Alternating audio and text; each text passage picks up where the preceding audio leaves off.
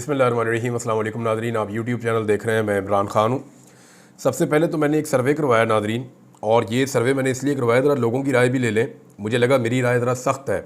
जो पाकिस्तान में इस्लामी नज़रियाती कौंसल ने जो एक फ़तवा सा जारी किया है कि जनाब जो VPN है वो गैर शरई है या हराम चीज़ है, और इसके बारे में वैसे मौलाना तारिक जमील साहब ने एक स्टेटमेंट दिया। उन्होंने कहा जी हराम नहीं है ये, और इस तरह तो फिर और बहुत सारी चीज़ें आप हराम कर देंगे, आप तो ये रास्ता खोल देंगे। वैसे कुरान पाक में अल्लाह ताला ने हराम और हलाल का फ़र्क बड़े अच्छे तरीके से समझा दिया है, और हमारी शरीयत इतनी मुश्किल है नहीं जितनी हमारे मौलवियों ने बना दी है।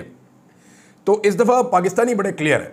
मैंने पाकिस्तानियों से सवाल पूछा कि इस्लामी नज़रियाती कौंसल आपकी राय में किसकी खिदमत कर रही है, और दो ऑप्शन दिए पाकिस्तानियों को। एक ऑप्शन था इस्लाम की खिदमत कर रही है, दूसरा ऑप्शन था इक़्तिदार की खिदमत कर रही है। मैंने अपनी ज़िंदगी में जितने भी आज तक सर्वे करवाए उनमें कभी भी इतना खौफनाक रिज़ल्ट नहीं आया। यानी ऐसा हुआ कि एक तरफा रिज़ल्ट आए, ऐसा हुआ कि 90% और 10%, कभी 95%, लेकिन इस मरतबा तो हद हो गई है। 97% लोगों ने ये कहा कि ये इस्लाम की खिदमत नहीं कर रहे मौलवी, ये इक़्तिदार की खिदमत कर रहे हैं। अब मैं ज़रा इन मौलवियों से ये एक सवाल करना चाहता हूँ कि ये जो आप लोगों ने हरकत की है, जो इस्लामी नज़रियाती कौंसल वाले मौलवी हैं, मैं इनसे पूछना चाहता हूँ कि आपको पाकिस्तान में कोई फस्तायत, कोई जुल्म, कोई जबर कुछ नज़र नहीं आया? आपको सिर्फ ये VPN नज़र आ गया, या किसी ने आपको लिखी लिखाई चीज़ दी और आपने आगे कर दी? तो आपकी एक क्रेडिबिलिटी है, आप मेंबर पे बैठते हैं, आप जो बात करते हैं वो लोगों के दिल में जानी चाहिए। जब आपकी बात लोगों पे असर कैसे करेगी जब आप ऐसी हरकतें करेंगे या ऐसी चीज़ें करेंगे? यानी ये कोई आज की कहानी नहीं है, ये मौलवी हमेशा से ऐसे ही करते हैं। और एक मैं आपको इसके अंदर एक स्टोरी पढ़ के सुनाता हूँ। ये इरशाद अहमद आरिफ साहब ने, बड़े सीनियर जर्नलिस्ट हैं, उन्होंने एक छोटा सा एक वाक़या शेयर किया है कि अंग्रेज़ ने जब करेंसी नोट मुतारिफ़ करवाया तो 500 के करीब उलमा इकराम ने उसके ख़िलाफ़ फतवा मुरतब कर दिया कि ये करेंसी नोट जो है ये हराम है। ये फतवा मौलाना अब्दुल हक हक्कानी को दस्तखत के लिए पेश किया गया, तो हज़रत ने फरमाया कि करेंसी नोट चल जाएगा, मेरा फतवा नहीं चलेगा, मैं दस्तखत नहीं करूँगा। VPN के ख़िलाफ़ इस्लामी नज़रियाती कौंसल का फतवा सुनकर मुझे वो वाक़या याद आ गया।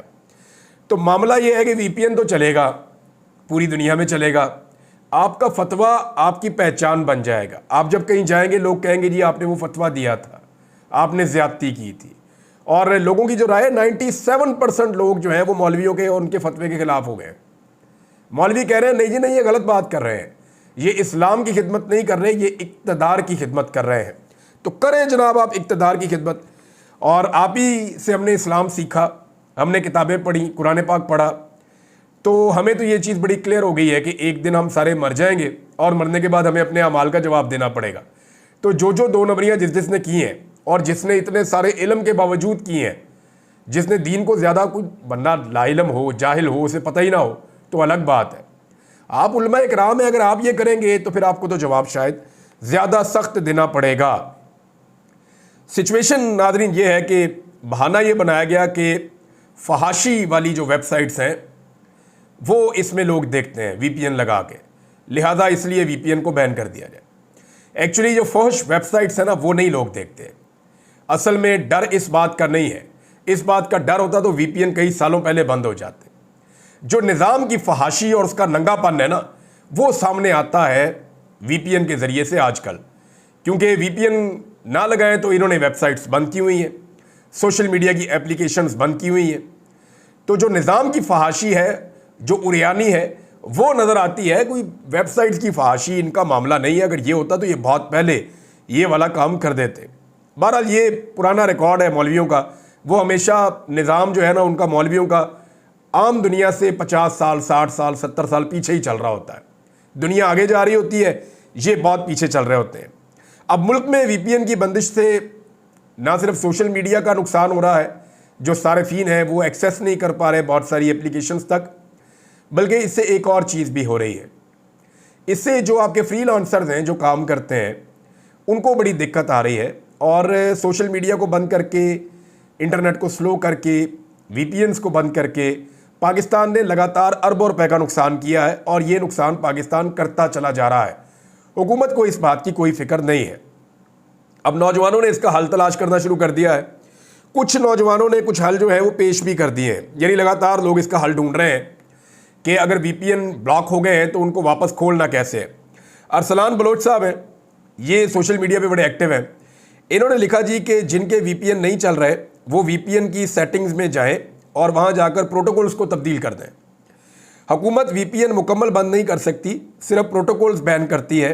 इस वक्त यूडीपी प्रोटोकॉल को मुकम्मल काम कर रहा है, जो यूडीपी प्रोटोकॉल है वो मुकम्मल काम कर रहा है पाकिस्तान में, या आप इसे तब्दील भी कर सकते हैं। जो बेहतर काम कर रहा हो उसे आप सेलेक्ट कर लें, तो आप प्रोटोकॉल जाके तब्दील करें। यहाँ से आप जाएं, उसके अंदर वीपीएन की सेटिंग में जाएं जो आपके पास है, उसके अंदर जो प्रोटोकॉल्स हैं उनको तब्दील कर दें। वहाँ जो यूपीडी प्रोटोकॉल है उन्होंने वो रिकमेंड किया है, लेकिन अगर आपको लगता है कोई और अच्छा काम कर रहा है तो आप उसको लगा सकते हैं और उसे सेलेक्ट कर दें। हुकूमत भी यही इस्तेमाल कर रही है। अगर हुकूमत ये चारों प्रोटोकॉल्स बंद कर दे तो वो खुद भी इस्तेमाल नहीं कर सकेंगे। ये साथ उन्होंने जो है ना प्रोटोकॉल्स की जो है वो एक तस्वीर भी, स्क्रीनशॉट भी शेयर किया हुआ है। ये थैंक्स टू अरसलान बलोच, ये मैंने उनसे लेकर ये इन्फॉर्मेशन पढ़ी है। और भी बहुत सारे दोस्तों ने मैसेजेस किए, अब सबके पढ़ूंगा तो पूरा वीलॉग इसी पे हो जाएगा। बहरहाल नौजवानों ने इसका हल तलाश कर लिया, जितने मर्जी अरबों रुपये ये लगा लेते हैं, उसके बाद नौजवान उसका हल ढूंढ लेते हैं। अब मुल्क जो है वो पूरा बंद होने जा रहा है। कैसे? इमरान खान जब भी एहतजाज की कॉल देते हैं ना, इमरान खान साहब को मुल्क बंद नहीं करना पड़ता। इमरान खान जिस शहर में कॉल देते हैं वो सुबह खुद ही बंद हो जाता है। इस्लामाबाद में कॉल देते हैं तो आसपास के सारे इलाके, शहर जितने वहाँ पे इजला हैं वो सारे खुद ही बंद हो जाते हैं। इमरान खान साहब की कॉल देने की देर है, हुकूमत ने सारे शहर खुद ही बंद कर देने, और ये आप होता हुआ देखेंगे। और एक बंदिश होगी जो लगातार चलेगी चंद दिनों तक। एतवार की इमरान खान साहब की कॉल है, तो ऐसा लगता है कि 24 तारीख के बाद काफ़ी दिनों तक हुकूमत जो है वो उनको शायद बंद रखना पड़ेगा, पाकिस्तान पूरे को। वैसे भी पाकिस्तान बंद हो रहा है, लॉकडाउन के नाम के ऊपर बंद हो रहा है। वीपीएन तो बंद ही कर दिया गया है, बहुत सारी और चीज़ें पाकिस्तान में बंद हैं। बच्चों के स्कूल भी बंद कर दिए गए हैं, कहीं 3 दिन की छुट्टियां दी गई हैं, कहीं कहा जा रहा है कि अगले हफ्ते से हम लोग बंद करेंगे। कहीं सड़कें बंद कर रहे हैं, कहीं खुदाइयाँ कर रहे हैं, कहीं कंटेनर जमा कर रहे हैं। और कंटेनर वालों ने वैसे 2-2 चाबियाँ ज़्यादा भी बना ली हैं कि ये जब हमारा दाव लगेगा हम कंटेनर उठा के अपना निकल जाएंगे। हर कंटेनर के साथ तो पुलिस वाला खड़ा नहीं हो सकता। अब एक और चीज़ है जी कि उलमा का जो ये फतवा आया है, या ये इस्लामी नज़रियाती कौंसिल का जो एक प्रेस रिलीज़ है, इसको बाकायदा पाकिस्तान टेलीविज़न ने, आपको पता है कहाँ पे अवाम को खबर देने के लिए पोस्ट किया? एक्स के ऊपर। कैसे पोस्ट किया होगा सोचें ज़रा आप, वीपीएन के ज़रिए किया होगा ना। ये अभी कल वज़ीर आज़म ने जो पोस्ट की थी वो कैसे की थी? वीपीएन के ज़रिए की थी। पाकिस्तान के सारे वुज़रा, पाकिस्तान के सारे इदारे सब वीपीएन इस्तेमाल कर रहे हैं, और वीपीएन का इस्तेमाल पाकिस्तान के सरकारी मुल्ला कह रहे हैं कि ये गैर शरई है। कितनी बड़ी ज़्यादती है। यानी सबसे पहले तो इनके ऊपर गैर शरई हरकत करने पे इनके खिलाफ तो सुप्रीम कोर्ट में और अदालतों में जाना चाहिए, और अदालतों में जाके इनके खिलाफ कार्रवाई करवानी चाहिए 63A की, कि जनाब ये तो गैर शरई हरकतें कर रहे हैं, ये तो अब सादिक और अमीन ही नहीं रहे, लिहाजा इनको इनके ओहदों से फारिग कर दिया जाए। नाज़रीन, एक और गवाही आई है, और इस दफ़ा गवाही दी है सुहेल वड़ाइच साहब ने। इमरान खान साहब के सख्त नाक़िद हैं, इमरान खान साहब के सख्त खिलाफ हैं, नवाज शरीफ के और जरदारी साहब के बहुत बड़े हामी हैं। ज़्यादातर सुहेल वड़ाइच साहब का जो टिल्ट होता है, नून लीग पे भी वो तनकीद कर लेते हैं, लेकिन उनका टिल्ट हमेशा पीपल्स पार्टी की तरफ रहता है। जरदारी साहब ने अपनी फैमिली के जो बड़े क्लोज सर्कल हैं वहाँ पे भी जब कभी कोई इवेंट किया तो हामिद मीर साहब को और सुहेल वड़ाइच साहब को ज़रूर उन्होंने दावत दी, किसी और को बुलाया या नहीं बुलाया, क्योंकि वहाँ ताल्लुकात इन दोनों लोगों के तो बहुत अच्छे हैं। अच्छा, इसमें सुहेल वड़ाइच साहब के क्योंकि बड़े ज़बरदस्त ताल्लुकात हैं इस वक्त, और वो एस्टेब्लिशमेंट की बहुत तारीफ़ें भी करते हैं, तो वड़ाइच साहब ने भी ये तस्दीक कर दी है कि इमरान खान साहब को वाकई एस्टेब्लिशमेंट की जानिब से डील ऑफ़र की गई, और जो डील ऑफ़र की गई इलेक्शन के बाद वाली जो डील थी उस पर वो तफसीलात भी बता रहे हैं। वो ये कह रहे हैं कि उन दिनों में जो डील ऑफ़र की गई उसमें ये था कि इमरान खान साहब को कहा गया कि जनाब आपको हम रिहा कर देते हैं, आप बनीगाला चले जाएं, और धांधली के ऊपर एक कमीशन बना दिया जाता है, ट्रक की बत्ती, आप उसके पीछे लगे रहें, लेकिन हुकूमत को ज़रा चलने दें अभी। तो इमरान खान साहब ने साफ इनकार कर दिया, उन्होंने कहा जी मेरा मैंडेट वापस करो। अब जो मैंडेट वापस करने वाला मामला ना, यही तो एक फंसा हुआ है। इमरान खान साहब के किसी और मामले पे इतना प्रॉब्लम नहीं है, प्रॉब्लम है मैंडेट वापस करने वाले मामले का। ये बड़ी 2 नंबरी करके, फ्रॉड करके ये मैंडेट लिया गया है, और जिस तरह ये मैंडेट चोरी किया गया है इस पर आर्टिकल 6 के मुकदमे बनते हैं उन तमाम जिम्मेदारों के ऊपर जो रिस्पॉन्सिबल हैं ये गंद डालने के लिए, जिन्होंने ये पाकिस्तान में गंद फैलाया है ना, फॉर्म 47 के जाली फॉर्म दे देकर जो हुकूमत उन्होंने तैयार की है और उस हुकूमत ने जो पाकिस्तान के साथ किया है कि पाकिस्तान के निज़ाम की चूल्हे हिला के रख दी हैं, आम आदमी का बेड़ा गर्क कर दिया उन्होंने, तो इसके पीछे बड़े बड़े मुकदमे बनते हैं। इनके ऊपर तो आर्टिकल 6 लगना चाहिए।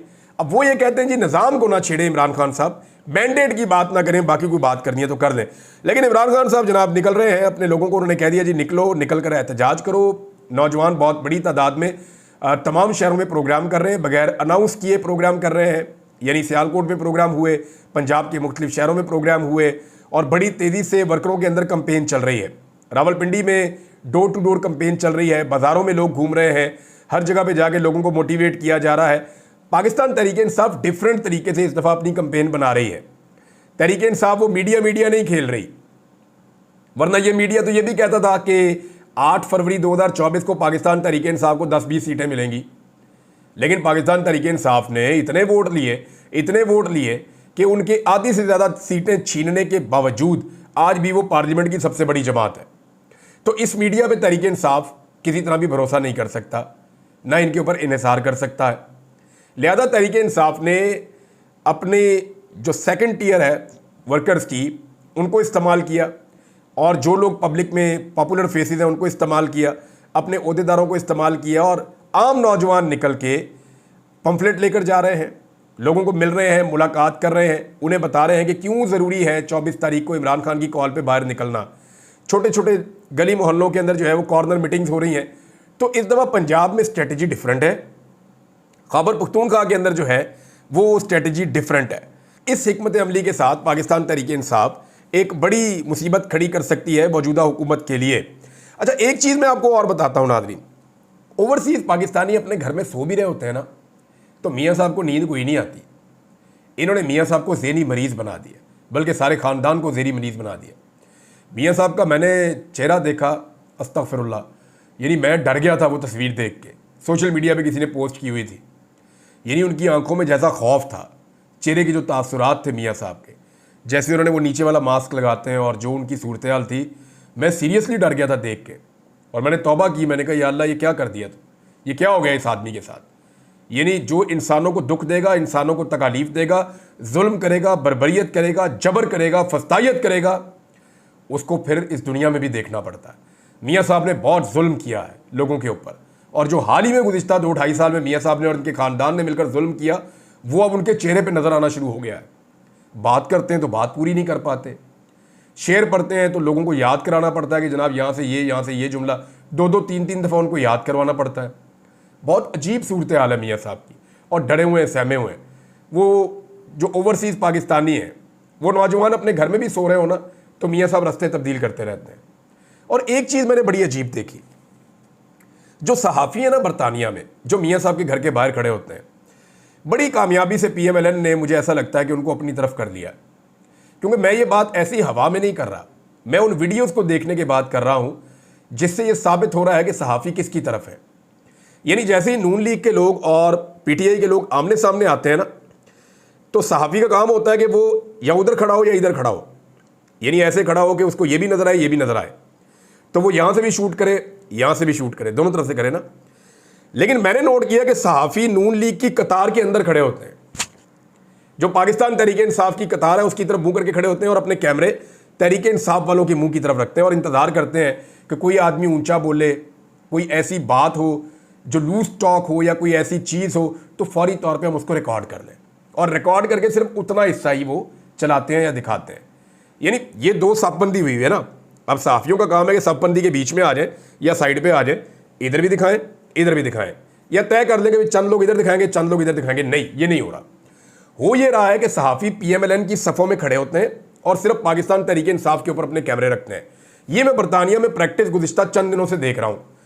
अच्छा, मैंने सोचा कि इसके पीछे रीज़न क्या है, तो रीज़न मुझे समझ आती है कि जो सहाफ़ी मियाँ साहब की ज़्यादा खिदमत करते थे, यानी मियाँ साहब उन्होंने तो अपना एक रिकॉर्ड है ना बूट पॉलिश का, रफ्तार ही बहुत तेज़ है, कमाल किस्म का वर्ल्ड रिकॉर्ड, लेकिन मियाँ साहब को बूट पॉलिश करवाने का भी बड़ा शौक है। अब जो सहाफ़ी वहाँ पे अच्छे जूते साफ करते थे ना वहाँ पे एवन फील्ड के बाहर, उनको फिर ओहदे मिलना शुरू हो गए, उनको फ़ायदे मिलना शुरू हो गए।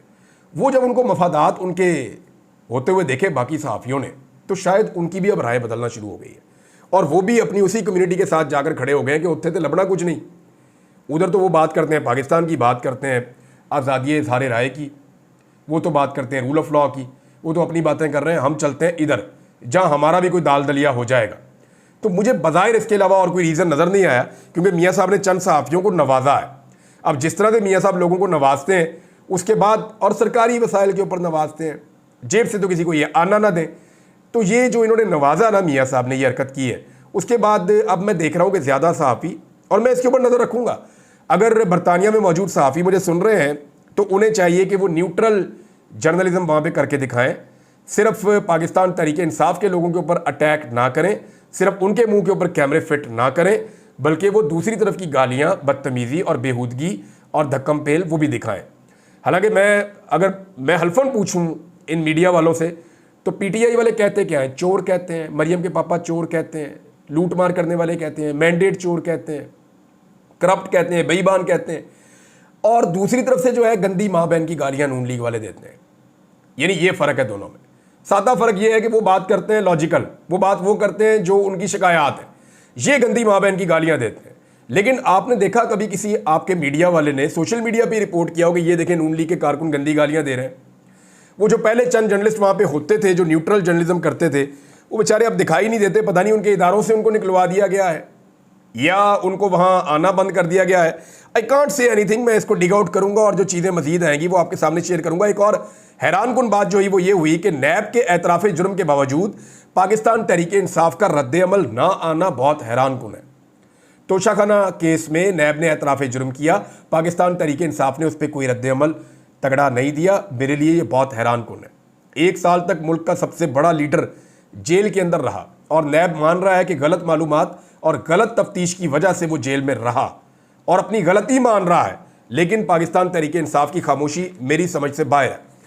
नवाज शरीफ साहब ने जनाब एक स्टेटमेंट और दिया, और नवाज शरीफ साहब ने क्या कहा पहले आप वो सुन लें, फिर आपको मैं बताता हूं कि एक्चुअली मियां साहब ये क्यों कह रहे हैं।